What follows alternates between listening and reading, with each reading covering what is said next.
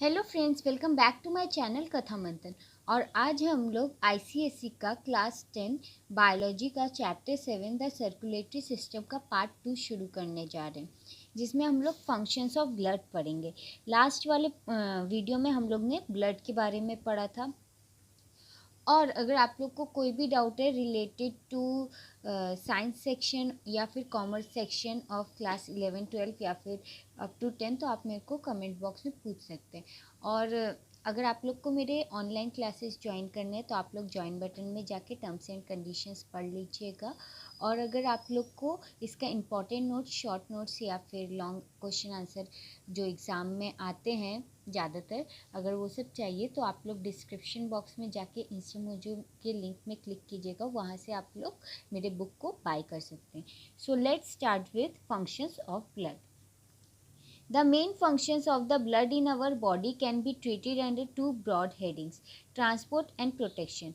तो जो ब्लड का फंक्शन है हमारे बॉडी के अंदर, वो दो चीज़ में डिवाइडेड है। एक ट्रांसपोर्ट का, मतलब इधर से उधर हर चीज़ लेके जाने का, ये करने का, और प्रोटेक्शन का, मतलब जो हम लोग के बॉडी को प्रोटेक्ट करता है जर्म से।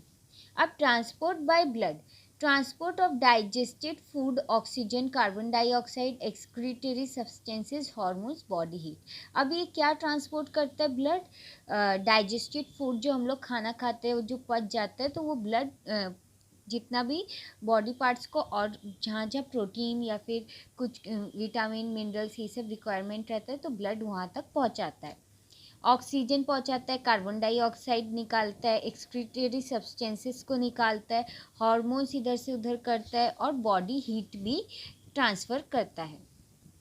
अब transport of digested food from the alimentary canal to the tissue. अब ट्रांसपोर्ट ऑफ डाइजेस्टेड फूड कैसे होता है? जो हम लोग फूड खाते हैं वो ब्लड कैसे ट्रांसफ़र करता है? वो एक एलिमेंट्री कैनल होता है। एलिमेंट्री कैनल के सहारे वो हर टिश्यू में ब्लड ये खाना को पहुंचाते हैं। This substances are simple sugar like glucose, amino acids, vitamin, mineral salts etcetera. अब जैसे मैंने बोला कि खाने में जैसे फूड तो डाइजेस्ट हो गया, अब जो उसमें प्रोटीन, मिनरल, विटामिन वो सब रहेगा, वो सब ब्लड पहुंचाता है एलिमेंट्री कैनल के थ्रू टिश्यूज़ तक। Transport of oxygen from the lungs to the tissues, it occurs by means of red blood cells in combination with hemoglobin in the form of an unstable compound oxyhemoglobin, which on reaching the tissues break up to the deliver oxygen. तो अब oxygen कैसे पहुंचाता है? मैंने इसके पहले part में जब मैंने ब्लड पढ़ा रही थी तब आपको मैंने बोला था, जब हम लोग सांस लेते हैं तो ऑक्सीजन जाता है लंग्स में, फिर लंग्स से हार्ट में, और हार्ट आर्टरीज में ट्रांसफ़र करता है, और आर्टरीज सारे बॉडी पार्ट्स में ट्रांसफ़र कर देता है। तो वही इधर बोल रहा है, it occurs by means of red blood cells in combination with haemoglobin. ये जो हम लोग का रेड ब्लड सेल्स होता है, मतलब जो खून होता है, वो हेमोग्लोबिन के साथ मिलके एक अनस्टेबल कंपाउंड, जो स्टेबल नहीं होता, मतलब जो स्थिर नहीं रहता, उसको हम लोग अनस्टेबल बोलते हैं। तो ये एक अनस्टेबल कंपाउंड फॉर्म करता है, और वो अनस्टेबल कंपाउंड क्या है? Oxy hemoglobin. Oxy for oxygen और हेमोग्लोबिन के साथ ये मिलता है। Which on reaching the tissues breaks up to deliver oxygen. और जब ये टिश्यू के पास, टिश्यू से मिलता है, रीच करता है टिश्यू में, तो ये टूट जाता है और ऑक्सीजन में रह जाता है, खाली ऑक्सीजन ही रहता है उसमें। Now transport of carbon dioxide from the tissues to the lungs, it occurs partly in combination with hemoglobin and partly as solution in blood plasma. तो इसके पहले वाले पार्ट में मैंने आपको बताया था कि आर्टरीज हम लोग को ऑक्सीजनेटेड ब्लड देते और वेन्स हम लोग को डीऑक्सीजनेटेड ब्लड देते। तो आर्टरीज हम लोग के बॉडी पार्ट में ऑक्सीजन देते हैं, जबकि जो वेन्स होते हैं वो सारे बॉडी पार्ट से बाकी जो कार्बन डाइऑक्साइड होता है वो जाते हैं लंग्स को देते हैं, और हम लोग सांस छोड़ देते हैं तो कार्बन डाइऑक्साइड निकल आता है। अब ट्रांसपोर्ट ऑफ कार्बन डाइऑक्साइड कैसे होता है? टिश्यू से लंग्स के ज़रिए, मतलब टिश्यू से वेंस लेते हैं कार्बन डाइऑक्साइड और लंग्स को जाके देते हैं, और हम लोग सांस छोड़ देते हैं तो कार्बन डाइऑक्साइड निकल जाता है। It occurs partly in combination with haemoglobin and partly as a solution in blood plasma. अब ये कैसे ऑकर होता है? ये आधा कॉम्बिनेशन में रहता है हेमोग्लोबिन के साथ, और आधा ब्लड प्लाज्मा का सॉल्यूशन में मिला हुआ रहता है। Now transport of excretory material from the tissue to the liver, kidney or the skin for elimination or to render them harmless. तो अब ये ट्रांसपोर्ट ऑफ एक्सक्रीटरी मटेरियल क्या होता है, मतलब एक्सक्रीटरी मटेरियल मतलब वो मटेरियल जो हम लोग की बॉडी को हेल्प नहीं करेगा, उतना यूज़फुल नहीं है। तो ट्रांसपोर्ट ऑफ एक्सक्रीटरी मटेरियल कैसे होता है, टिश्यू से लीवर तक, टिश्यू से ब्लड लेता है ये एक्सक्रीटरी मटेरियल और लीवर को जाके दे देता है, किडनी को देता है और द स्किन फॉर एलिमिनेशन, और जो पसीना जो हम लोग का आता है जो वाटर के थ्रू ब्लड निकाल देता है स्किन के ज़रिए।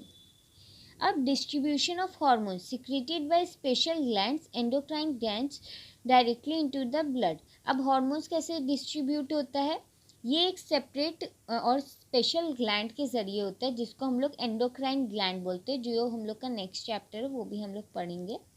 और ये हार्मलेस होता है, और टू रेंडर देम हार्मलेस,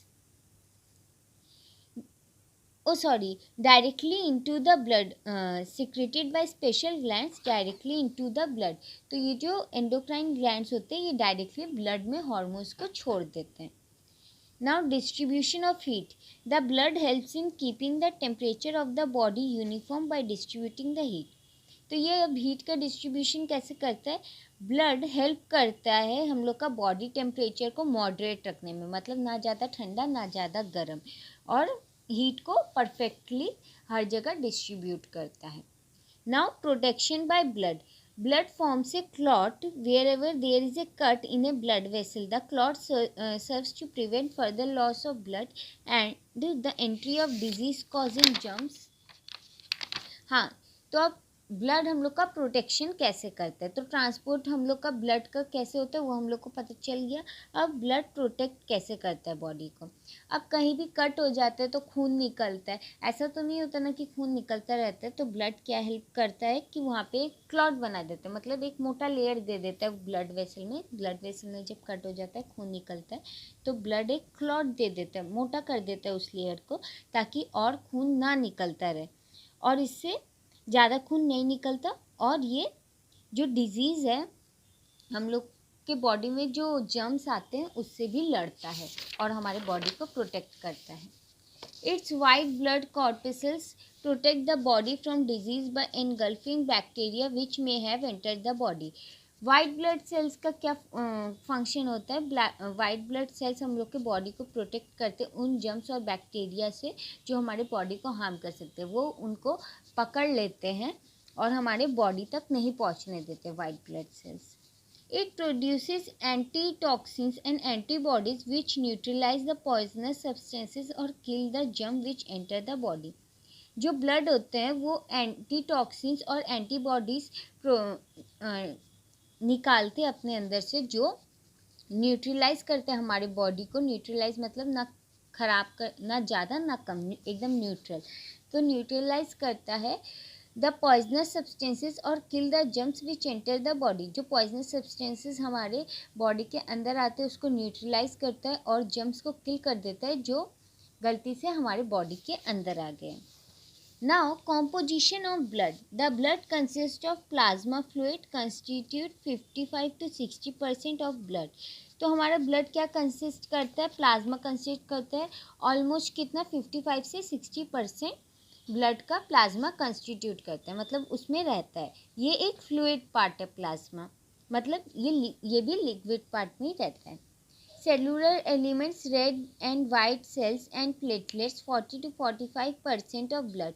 और ब्लड में क्या रहता है, रेड सेल्स रहता है, वाइट ब्लड सेल्स रहता है और प्लेटलेट्स रहता है, जो कि सेलुलर एलिमेंट्स है, और वो कितना परसेंट होता है, 40 to 45% होता है।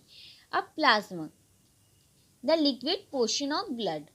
The plasma is a light yellow colored alkaline liquid. It mainly consists of water, proteins, inorganic salts, other substances. तो प्लाज्मा का कलर क्या होता है, लाइट येलो कलर का रहता है ये, और ये अल्कलाइन रहता है। अल्कलाइन रहता है मतलब इसका पीएच लेवल 7 से ज़्यादा रहता है। और ये क्या कंसिस्ट करता है, वाटर, प्रोटीन, इनऑर्गेनिक सॉल्ट और other substances. The inorganic salts include mainly sodium chloride and sodium bicarbonate. Among other substances contained in the plasma are glucose, amino acids, fibrinogen, hormones, urea etcetera. अब plasma में जो inorganic salts रहते हैं वो क्या contain करते हैं, वो बेसिकली सोडियम क्लोराइड और सोडियम बाइकार्बोनेट कंटेन करते हैं अपने अंदर.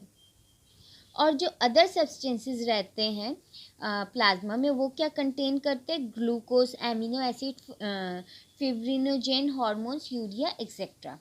The plasma from which the protein fibrinogen has been removed is called serum. अब प्लाज्मा जिसमें से प्रोटीन फिब्रिनोजेन रिमूव कर दिया जाता है उसको हम लोग क्या बोलते हैं, सेरम बोलते हैं. तो ये क्वेश्चन आपका 2 मार्क्स में आ सकता है, what do you mean by serum. ठीक है, तो ये वाला पॉइंट मार्क कर लीजिएगा. The plasma from which the protein fibrinogen has been removed is called serum. और अगर आप लोग मेरे बुक से देखिएगा तो उसमें मैंने सब आईसीएसई के हिसाब से सारे इंपॉर्टेंट क्वेश्चंस दे रखे हैं, जिसमें सेरम भी एक क्वेश्चन है जो 2 मार्क्स में पूछा जाता है. So guys, hope you like this video. Thank you friends, thank you for watching my channel Katha Manthan. और अगर आप लोग को कोई भी डाउट है related to science section, commerce section या आर्ट सेक्शन, आप लोग मेरे से कमेंट बॉक्स में पूछ सकते हैं. और अगर आप लोग को इसके इम्पॉर्टेंट एमसीक्यूज़ या फिर short question answer, 1 word question answers चाहिए तो आप लोग मेरे दूसरे चैनल उन्नति की वाणी पे जा कर के उसके प्लेलिस्ट में चेक कर सकते हैं और उस चैनल को भी सब्सक्राइब कर दीजिएगा. So thank you friends, thank you for watching my channel Katha मंथन.